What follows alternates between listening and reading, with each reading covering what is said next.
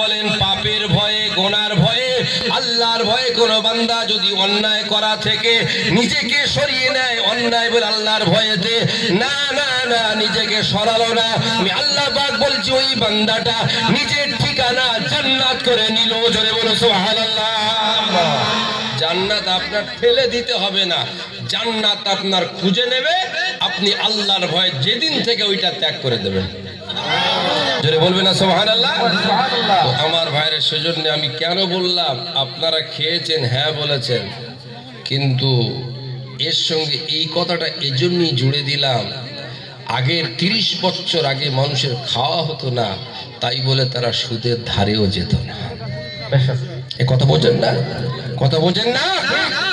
এখান থেকে আজকে শপথ করুন, ইনশাআল্লাহ কাজ করব না। বলুন ইনশাআল্লাহ। ইনশাআল্লাহ। ভয় নাম্বার 2, ভালো করে বোঝেন। একটু সময় লাগবে, একটা আয়াতের খুব মজাদার তাফসীর করব, আপনাদের বিরক্ত লাগবে? কারণ আল্লাহ করে আমার পাশে সব যোগ্য যোগ্য হাফেজ আলেম বসে আছে।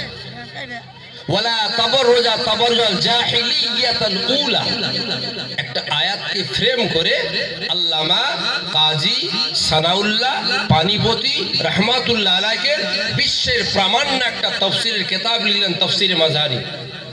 এই আয়াতটার ব্যাখ্যা দিতে গিয়ে হুজুর কি সুন্দর একটা অতীতের ঘটনা লিখেছেন তাফসীরের মধ্যে। ওইটা গল্প চলে, আপনাদের বলবো, শুনবেন। একটা পিরিয়ডে আদম আলাইহিস সালামের পরে, নূহ আলাইহিস সালামের পরে এইরকম এক একটা পয়গম্বর আসছে। হঠাৎ করে একটা পিরিয়ডে লম্বা টাইম